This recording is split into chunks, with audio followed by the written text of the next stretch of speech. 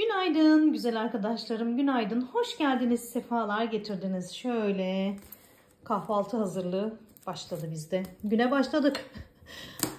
Ali Bey yumurtaları haşladı. Ben de sucuğu kızarttım. Kahvaltılıkları çıkardım. Daha evde hiçbir şey yapmadık değil mi Lokum bebeğim? Hiçbir şey yapmadık değil mi kızım? Heh? Sürünüyor. Halım da parlamış. Bakın öyle lekeli görünmüyor. Mis gibi oldu. Vallahi çok güzel temizlik oldu dün. Yarım kalan yerleri de yapabilirsem güzel olacak. Şöyle bir Ali Beyciğim, ayağını indirir misin canım? Şöyle bir salonun halini göstereyim ben. Dün temizlediğim salon. En son nevresimleri de yıkadık. Saat geç olduğu için koltukların üstüne attık arkadaşlar. Kurutma makinesinde çok fazla dönsün istemedik. Şimdi kahvaltımızı yapalım. Sonrasında şöyle güzel bir gökyüzümüz varken işimizi gücümüzü yapmaya devam edeceğiz. Allah nasip ederse. Çok güzel geçsin günümüz. Önce karnımızı doyuralım.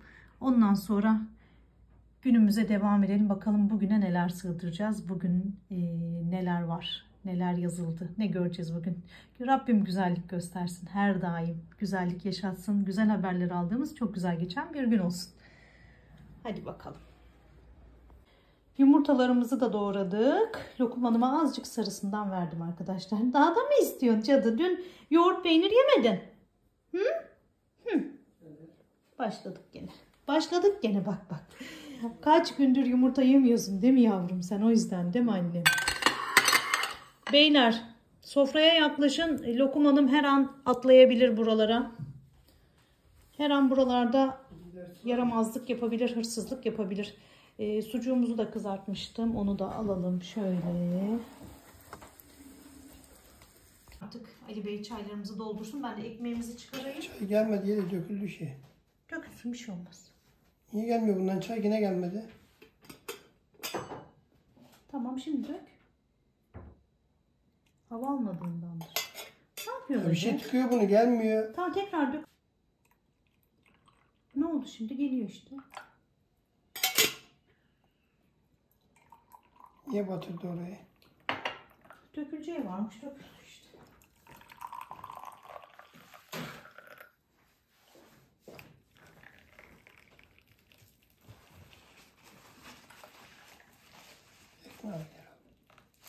Ekmek bu tarafta denir.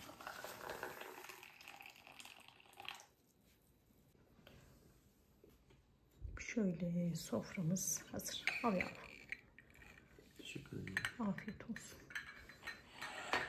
O zaman bize afiyet olsun.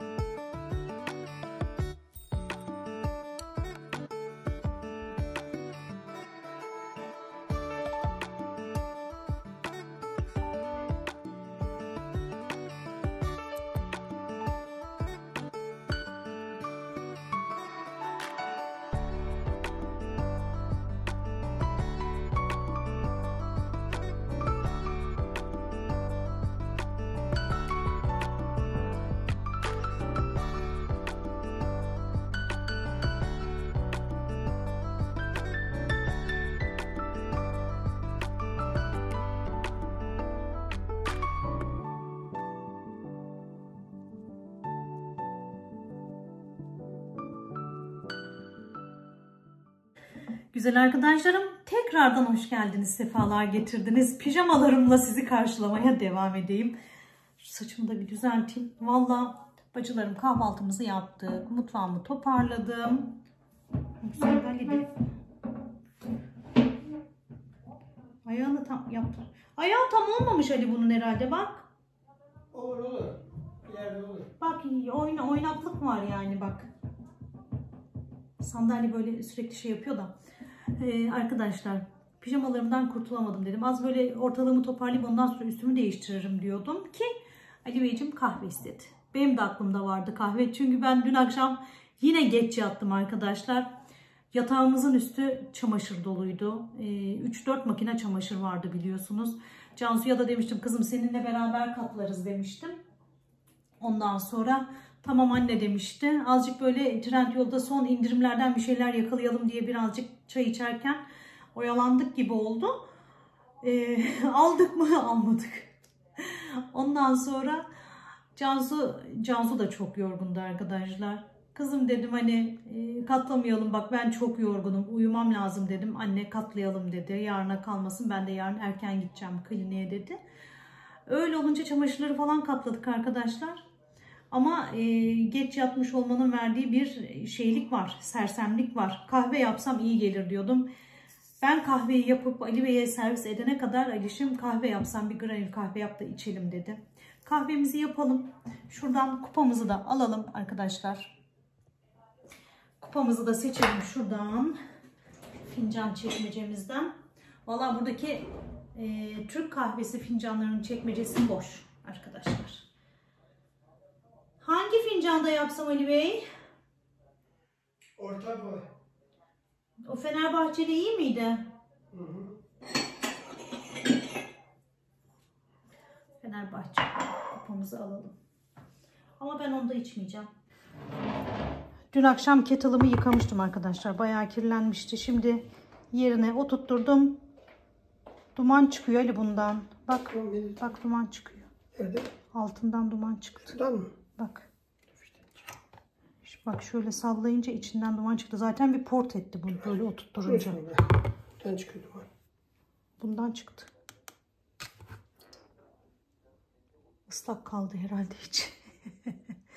Neyse. Kettle'dan da olduk arkadaşlar. Çaydanlıkla ısıtalım bari. Ne yapalım? Sigorta attı. Ali sigortayı düzeltti şimdi. Kullandığım vitamin şu arkadaşlar. Günde bir tane alıyorum bundan. Akşamleyin alıyorum sabah enerji versin diye. Bir de bu var. Cansu bunu da kullan dedi. Bundan da içtim 2 kere. Bunu ben alalı bayağı olmuştu. Dolabın içinde elime geçince hadi dedim kullanayım. Enerji. Onu zaten böyle yorgunluk için almıştım bunu. Böyle bana enerji lazım demiştim eczacıya. Tanıdık bir eczacı var. Ona işte bana enerji lazım demiştim. Bunu vermişti arkadaşlar. Soran arkadaşlarım vardı. Onun için göstermiş oldum. Neyse. Biz kahvemize devam edelim arkadaşlar. Fincanlarımız bunlar. Şu kuşlu fincanı çok seviyorum ben. Çok tatlı, çok minnoş. Ben onu da içeceğim. Ali Bey'e de Fenerbahçeli kupada yapalım. Şöyle kahvelerimizi de alalım. Süt istemezsin herhalde sen. Ben birazcık ekleyeceğim arkadaşlar. Sütün yumuşaklığını seviyorum çünkü. Şekere de gerek yok. Haşhaşa benziyor. Arkadaşlar kahvenin suyu ısınırken dedim nevresimimi katlayayım. Salonu toparlayayım. Haşhaş galiba. Ama bu kurumamış öyle. Ne yapalım? Sereyim mi? Kurumamış gerçekten. Kaloriferin üstüne mi atsam? Ben buna ne kadar çok kat yaparsak böreğimizin katı o kadar çok oluyor. Börek diyor ama. Harika. Ve arasına yine haşhaş sürüyoruz. Bak haşhaş görüyor musun? Bu haşhaş sürüyorsunuz. Siz açıyorsunuz tamam mı? Hadi hızlı yapalım. Aynen hızlı. Ben bunu bu şekilde getirdim. Çarşaf kurumamış şey. Bunu da bu halde yapayım değil mi? Onu da hiç fark etmez. Nasıl kirleniyor?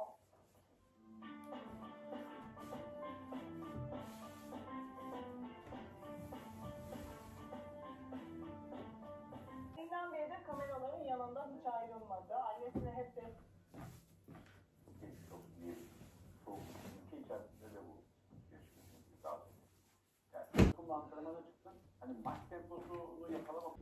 Nevresimleri de kaldırdım. Şöyle kahve keyfine geçiş yapalım biz yavaştan. Sonrasında yapmam gereken biraz daha iş var. Ondan sonra kliniğe gideceğiz arkadaşlar. Lokum bebişimizi götüreceğiz. Sütümü de ekleyeyim.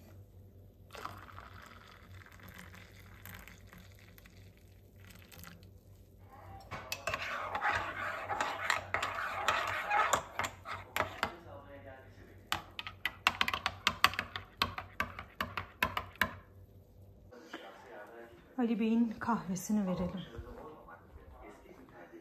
Buyur canım. Baba oğul oturuyorsunuz öyle mi? Tabak istiyor musun altına? Buydu Fenerbahçe. Evet. Karıştırdım. Karıştırdım. Üzmik. Üzmik'im ne yapıyorsun annem? Lan çocuğum benim, belgesele mi geçiş yaptın? Ah hala sen bu hallere düşecek adam mıydın? Heh. Sen bu hallere düşecek adam mıydın? Diziden diziye koşuyordun. Ne belgeseli adam? Herkes bu hallerde olmak ister. Az bak yüzüme bak. Allah'ım. Gırgır geçiyorum arkadaşlar. Belgesel izlemeyi de çok severiz. Eskiden kahvaltı yaparken sürekli belgesel izliyorduk. Hatırlıyor musun Ali? Hatırlıyor musun Ali dedim? Evet dedim. Duymadım. Duydular. Bence duymadılar. Ben yakınındayım, duyamıyorum da. Neyse. O kadar sessiz konuşuyor ki arkadaşlar. Bazen cevap vermiyor bile. Sonra verdim diyor. Ya da verdiğini düşünüyor. Diyor ki ben sana söyledim. Birçok şeyi de böyle sonradan ben duyuyorum. Hani ben sana söyledim ya diyor. Söylemedin Ali diyorum. Söyledim diyor. Kadınlar unutmaz söyleneni. Unutur mu? Kadınlar söyleneni unutmaz arkadaşlarım. Ben de alıyorum kahvemi. Ali Bey sana mı eşlik edeyim? Lokum kızıma mı eşlik edeyim? Belgesele. Belgesele mi? Azıcık balkonda, gel balkonda içelim ya. Şöyle gökyüzüne bakaraktan. Ha? Öküzler koşuyor. Öküzler koşuyor. Bufalo muydu bunlar? Misk öküzü. Ne? Misk öküzü, misk. Misk öküzü. Salon dekorasyonumu da göstereyim size arkadaşlar. Şöyle bir dekorasyon yaptım.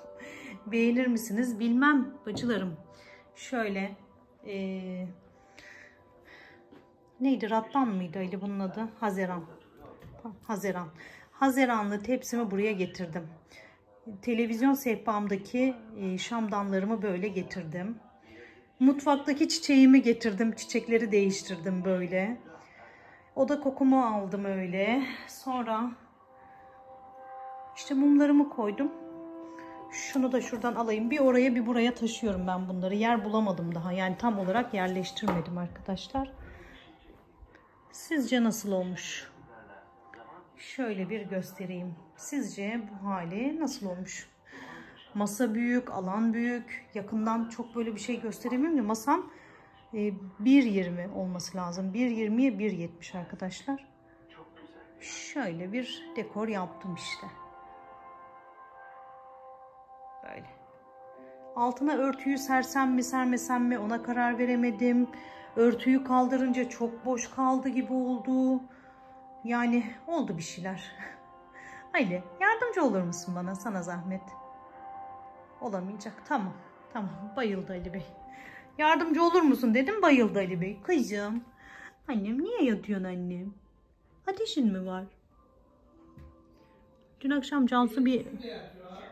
akşam Cansu bir baktı da arkadaşlar. Sonra bir kalorifer peteğinin üstüne yattı.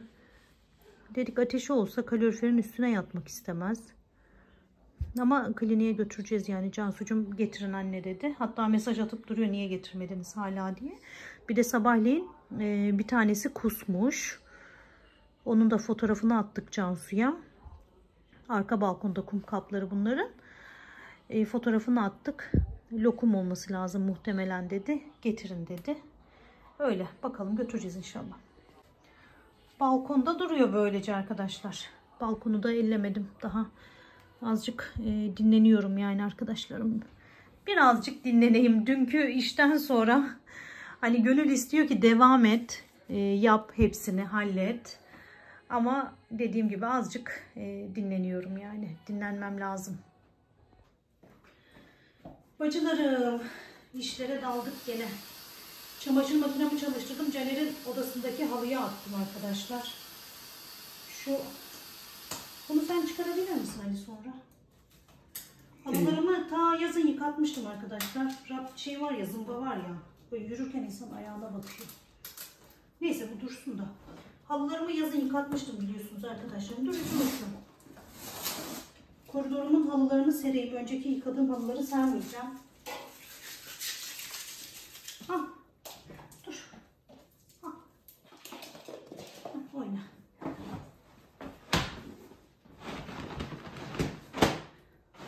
Halımı da özlemişim. Üzüm, sen de özledin mi anne? Banyomu buhar makinesiyle temizledim. Saçaklarında renk kalmış mı? Üzmoş. Bu saçakları da bir öreceğim ya keseceğim ya bir şey yapacağım yani. Hemen diğerini de alıp geleyim. Gel oğlum. Lokum Hanım'ı bir göstersene babası. Lokum Hanım'ı bir göstersene. Ali Bey'i kameraman yaptım arkadaşlar. Lokum Hanım cezaevinde. Halımı açtım. Şimdi üzüm. Dur annem, bıçakları elimde dur. Dur çocuğum. Dur. Ayağını kesecek. Dur. Bak yine. Şu halımı da sereyim de arkadaşlar. Ondan sonra çıkıyoruz. Lokumu götüreceğiz. Gel al. Yaramaz. Al. Lokumu götüreceğiz Cansu'ya.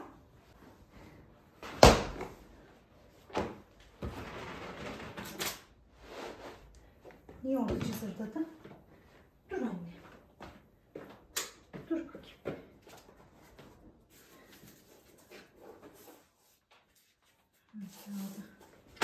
Şey yapmış. Tamam. Bak yüzüme bak.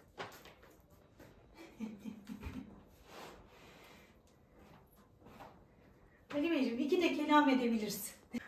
Telefon. Kameramanlar nerede konuşuyor? Dış ses oluyorlar, tamam mı? Hadi canım hadi. Dış ses oluyorlar, konuşuyorlar arkadan. Eline ne zaman kamerayı alsa böyle hiç nefes almıyor adam sanki.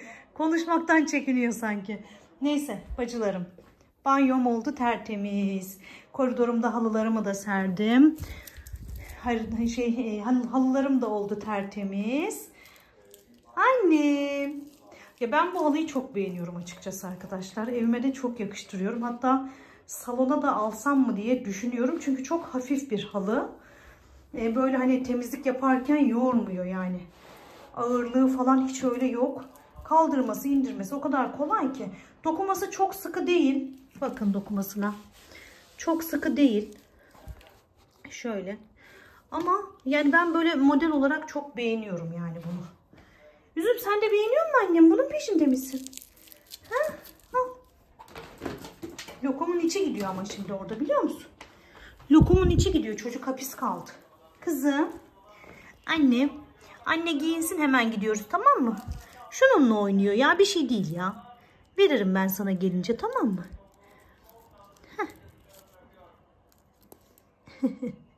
Al. Hadi oyna sen. Oyna. Ve çıkıyoruz Lokum Hanım'la beraber. Ben de hemen montumu giyeyim. Kızım.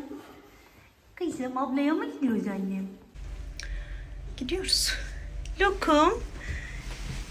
Lokum değil de Üzüm hiç sevmiyor arabayla böyle box'la gitmeyi. Artık sıkıldı kızım box'ın içinde. Haydi anne. Hadi gidelim bakalım.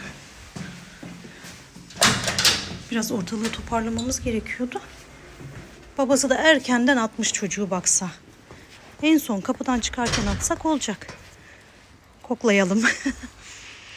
Oh. Mis mis. Çocuğu erkenden kapattı box'a. Hadi gidelim. İnşallah bir şey yoktur.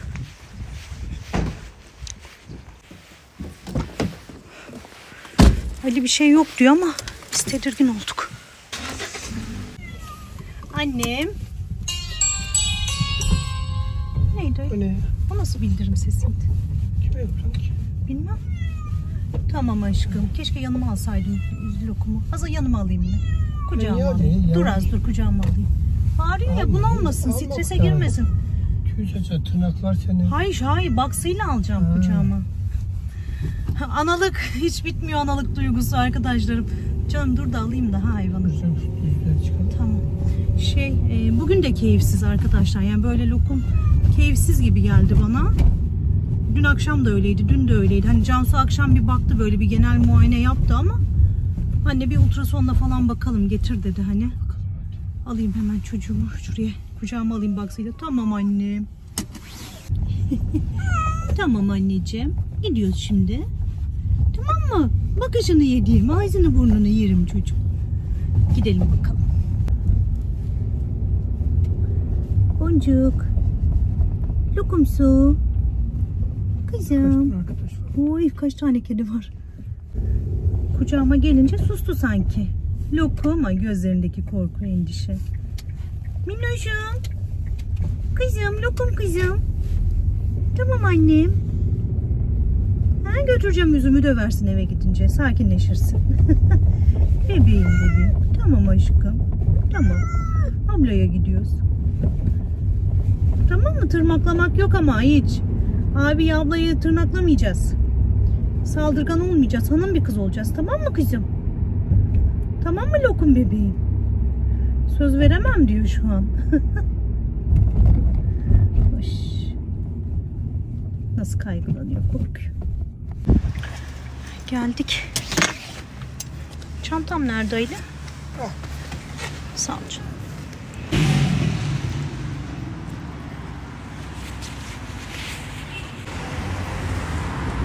Usta buraya kliniğe mi geldi?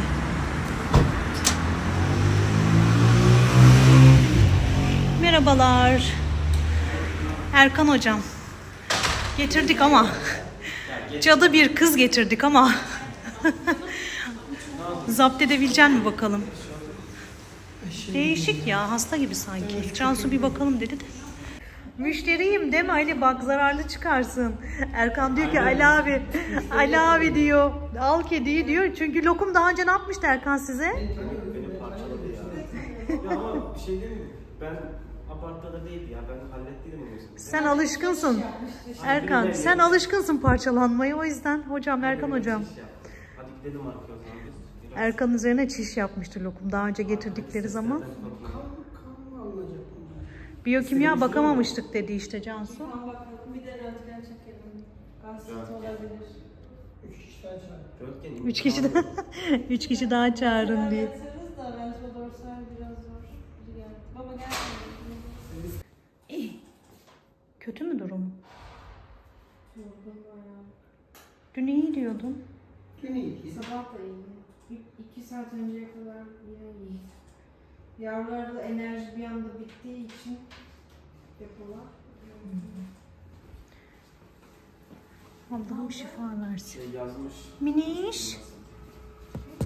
Miniş. Miniş. Allah'ım şifa ver ya Rabbi. Miniş. Antiseptiği versene baba. Ortalığı yıkacak. Bütün hazırlıklar yapılıyor arkadaşlar. Erkan tartıyı alalım, ortalığı yıkacak. Kapıyı kapatayım mı? Kapat. Hırlamaya başladı. Ersan niye benim kızımı direkt eldivenle tutuyorsun? Eyvah eyvah lokum. Eyvah eyvah. Yok bak. Haydi eline dalar. Haydi. Bakın bak evdeki Şurayı da. kremaların diyarı burası. Bir şey yapsak ya o zaman, bir ödül maması gibi, lollipop gibi koklatsak sakinleşmez mi? Bu arada sen yapacaksın. Lokum ne haber? Ama sakinleşmeyecek tabii.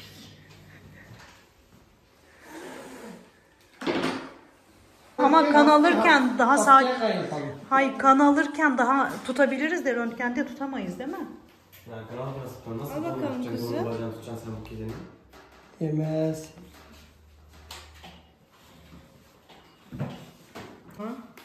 İyi açık paketi götür. Hoppa. Bak ateşleri terli. Baba ne yapıyorsun? Ay stresten değil mi?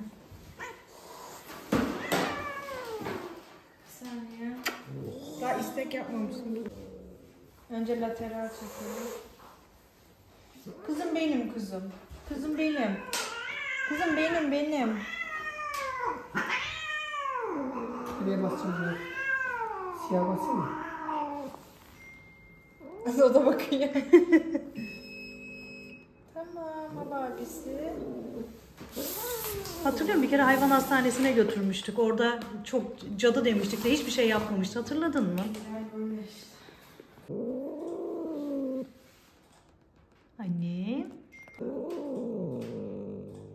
Garanti olsun ne olur. Hani benim yavrum, hani benim kuzum. Yıktı ortalığı, yıktı. Kızım benim, bebeğim. Bu sefer Tamam. yeter değil mi Erkan? Babam orta bir.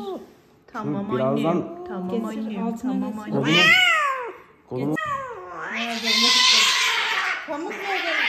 Yok böyle bir cazgırlık Lokum. Böyle bir cazgırlık olamaz, tamam mı? Ay çocukları perişan etti. Bizi perişan etti. Ama canı sağ olsun. Canı sağ olsun. Şimdi burada bırakacağız Lokum'u. Dışarıda işlerimiz var. Onları halletmeye gideceğiz. Ondan sonra gelip alacağız Lokum'u. Eve bırakalım kızım dedim. Anne kan sonuçları çıkana kadar kalsın burada dedi. Şimdi biz de gidelim. Bazı ihtiyaçlar var, onları alalım. Arkadaşlarım dışarıda işimiz var dedim ama Ali'yi gönderdim. Yani Ali haydi dedi, dedim sen git ben kalayım burada. Çünkü pense alacak arkadaşlar. Pense alacak. Bir de böyle züccaci olan bir yer var. Orada da satılıyor böyle ürünler. Oraya gitmeyecekmiş. Züccaci olan yere gitmeyince benim de çok gitmemin bir anlamı olmadığını düşündüm. Çocukların yanında kalayım dedim. Arada gider Lokumu severim. Öyle beklerim. Burada. Az önce de yazdı Emine. Instagram'dan paylaştım da hikaye olarak. Yeliz abla geçtim. Az önce yoktunuz yazdı. Dedim arka taraftaydık. Lokumdan kan alıyorlardı falan yazdım. Klinikteyiz işte şimdi falan dedim. O kahve içmeye gelecek herhalde. Onunla geldiği zaman bir kahve keyfi yaparız artık. Kahve içeriz. Emineciğim geldi arkadaşlarım. Lokuma söyleniyordu az önce de. Kız sen ne yapıyorsun buralarda falan diye. Açtım ben kamerayı. Dur Yeliz abla falan dedi. Bir saçımı başımı düzelteyim. Benim her arkadaşım her haliyle çok güzel zaten. Hiç süse püse ihtiyaç duymuyoruz. Niye tabii ya çok güzeliz tabii. Hadi gel kahve yapmaya gidiyoruz. Kahveleri yapıyorum. Şöyle Erkan sade istedi arkadaşlar. Onun kahvesini halledip bizimkilere şeker ekleyeceğim. Orta yapacağım bizimkileri. Bizim kahveler de hazır. Şöyle şeker ekledim. Orta olsun birer tane. Tamam. Oh bize afiyet olsun. Periş. Biz gidiyoruz kızım. Biz gidiyoruz kızım, tamam mı? Az seveyim seni. Az seveyim de öyle gideyim. Annem. Üzüm çatladı evde tek başına. Üzüm evde çatladı tek başına. Elime dalma. Yanımdaydı arkadaşlar. Gelmişti. Baksanıza şu tüye baksanıza ya. Kız. Dalacak elime de dalmıyor. Çok tatlı. Çok pasaklı. Sokaklarda gezip geliyor artık. Değil mi kızım? Perişim. Evet. Sindirim sistemi için mamamızı aldık. Gidiyoruz arkadaşlar. Lokum bebeğim artık iyice strese girdi. Sıkıldı. Gidelim. Emine geldi, eşi geldi, oğlu geldi. Başka arkadaşlarım da geldi. Çok keyifliydi klinik bu akşam. O yüzden çıkamadık hemen. Bir an önce Lokum Hanım'ı rahatlaştırmamız lazım. Eve gidiyoruz. Haydi gidelim bakalım evimize. Gidelim yemek yapalım. Eve giderken BİM'e uğradık. Alacaklarımızı aldık. Ekmek var mı yok mu emin olamadık. Haydi 2 tane alayım ne olur ne olmaz. Sabaha kahvaltıya kalsın dedi. Arabanın kontağını da kapatmadı. Dın dinliyoruz şimdi. Gidelim hızlıca yemeğimizi yapalım arkadaşlarım. Lokum bebişim evimize geldik annem. Bal yavrum ya. Alışverişimizi de yaptık. Ekmeğimizi de aldık. Hadi bakalım. Oy bebişim sıkıldın mı yalnız başına? Heh, geldi lokumsu geldi. Geldi anneciğim. Az gir Ali bir içeri gir de öyle. Kızım nereye? Bir içeri girseydin keşke. Heh. Sen de gir. Ayağa kaldı. Allah. Ay. Orada kal. Tamam. Yüzmik. Göster bir pensemizi. Gitti. Ya sıkıştı tabii, strese de girdi. Pensemiz arkadaşlar, pense almaya gidecektik. Dedim ya size ben gitmeyeceğim diye. Üzüm çık annem oradan. Çık annem oradan. Hadi bakalım. Haydi mutfağa. Işığımızı açsana Ali. Hop. Bismillah. Aldıklarımız. Hemen Yeliz bacınız yemek faslına geçiyor. Hemen. Şimdi Alişim muz almıştı BİM'den. Ben de şöyle hemen göstereyim. Sarı haşhaş ezmesi aldım arkadaşlar. Tavuk aldık. 2 paket süt aldık. Şöyle şehriye aldım. Ankara tava yapacağım. Şehriye pilavı işte. Ondan sonra 2 paket süt, 2 tane ekmek, yeşil biber. Evde patlıcanım var 2-3 tane. Biberle karıştıracağım. Cansu için türlü yapacağım. Tava türlüsü yapacağım. Dünden de çorbam var zaten. Hemen yemeğime geçiyorum. En hızlısından yapacağım arkadaşlar.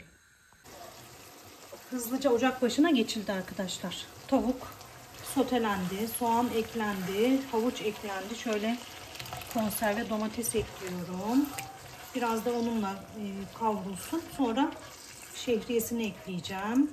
Şimdi hemen kameramızı çevirelim. Şöyle türlümüze. Burada da türlümüz var. Patates, biber, patlıcan, soğan. Onun üzerinde şöyle domatesimizi gezdirelim. Kapatalım. Tekrar buraya dönelim. Kadın ne kadar çok iş yapıyor değil mi? Kadın mutfağa girince nereye yetişeceğini şaşırıyor değil mi arkadaşlar? Bugün de böyle lokumla hani gidince, sonra arkadaşlar eş dost da gelince yine klinikten çıkmamız uzadı. En güzeli erkenden yemeği yapmak. Sizin de onaylayacağınız gibi. Şimdi biraz kaynasın. Baharatını falan ekleyeyim. Pul biber, karabiber. Şöyle ışığımızı da açalım.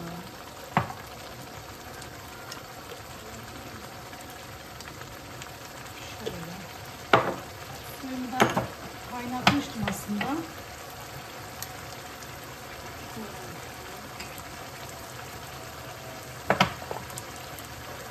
Çaydanlığı tekrardan koyacağım. Şu an kettle'ı ocağa koymaya korkuyorum arkadaşlar.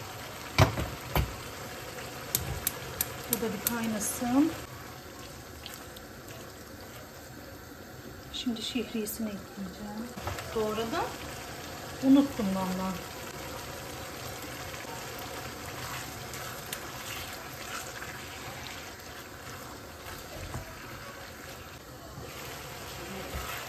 Bu kadar yeterli olur herhalde değil mi? Biberlerim pişti.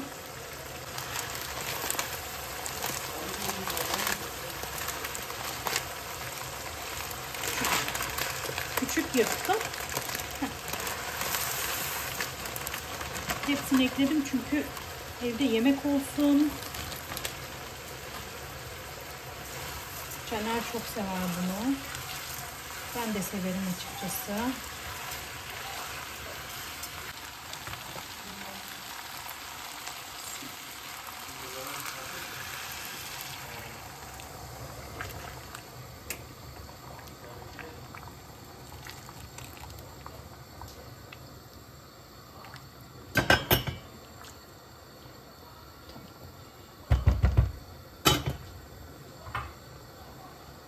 Kapatalım ve pis. Şimdi dönelim türlüye. Türlümüzü de hafif bir karıştırma işlemi yapacağız.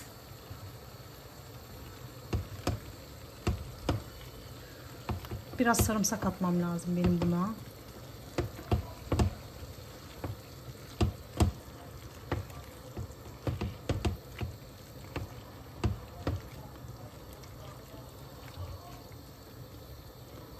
Bu da tamam sayılır. Ama sarımsağını atmam lazım. Hemen sarımsağını da ayarlayalım.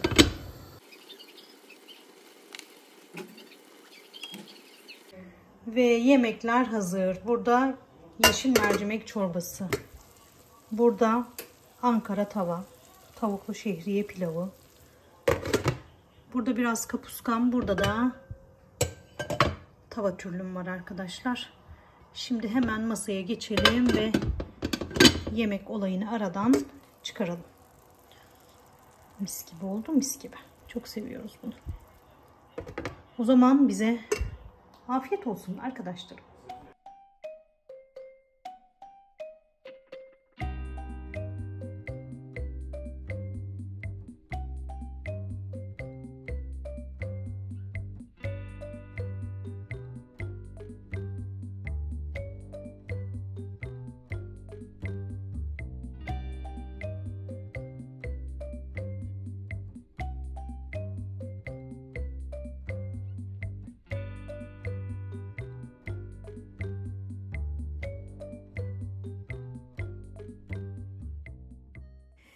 Güzel arkadaşlarım, akşam yemekleri yendi. Çocuklara muzlu süt... Ay, sen içer miydin Ali?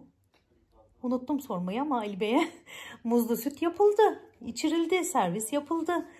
Yemek yerken çocuklar istemişti de arkadaşlar. Hatta dile getirdiler yani, anne muzlu süt yapsan da içsek falan diye. Hemen bızıt yaptım işte. Çocuklarıma da servis yaptım. Bugünü de böyle tamamladık. Lokumun neyi olduğunu söylemedim galiba ben size. Lokuma 2 tane yaş mama aldık arkadaşlar. İğde mama, tedavi maması. İğde mama. Ameliyat olan hayvanlara kullanılmıyor mu o besleyici? Tedavi maması. Ya lokumun en başından beri bağışıklığı çok düşük arkadaşlarım. Hayvan hastanesine götürmüştük. Kısırlaştırmayı hayvan hastanesinde yaptırmıştık. O zaman söylemişlerdi. Yani bağışıklığı düşük. Hani böyle kanı az mı demişlerdi. Hatta böyle takviye falan vermişlerdi. Ondan sonra kısırlaştırma işlemi yapılmıştı lokum için. Cansu gene onu söyledi işte bugün. Anne bağışıklığı düşük. Daha önceden beri de vardı bu, biliyorsun dedi. Ondan sonra bir de karnında çok fazla gaz birikintisi varmış lokumun. O yüzden böyle daha böyle besleyici bir mama. İşte İğde mama mı? ID mama, ID mama diye hatırlıyorum ben. ID mama işte. Ameliyat sonrası hayvanlara verilen bir mama arkadaşlar. Çok yani tamamen sindiriliyor. Tamamen yani hepsi sindiriliyor. O kadar vitaminli bir mama. Yaş mama. Öyle işte. Şu an şimdilik çok şükür Allah'a ciddi bir sıkıntımız yok minnocumuzun, ama yıktı ortalığı. Yıktı. En fena, en cazgır hastam kendi kedim mi ne dedi Cansu, öyle yani videoda da görmüşsünüzdür. Çok fena. Zor zapt ettiler yani arkadaşlarım, çocuklar. İnsanın yüreği dayanmıyor ama bir görseniz gülmekten de hani geri alamıyorsunuz kendinizi. Neyse ki kötü bir şey çıkmadı. Bugün de böyle geçirdik güzel arkadaşlarım. Laf çok daha fazla uzamasın. Hepinizi çok seviyorum. Hepinize kucak dolusu sevgiler, selamlar gönderiyorum. Bir sonraki videoda görüşene kadar Allah'a emanet olun. Videolarımızı beğenmeyi ve yorum yapmayı lütfen unutmayın. Destekleriniz çok kıymetli. Şimdiden her birinize beğeni yapan, yorum yapan, heyp puanı veren herkese çok teşekkür ederim. Allah hepinizden razı olsun. Öptüm hepinizi. Allah'a emanet olun. Hoşça kalın.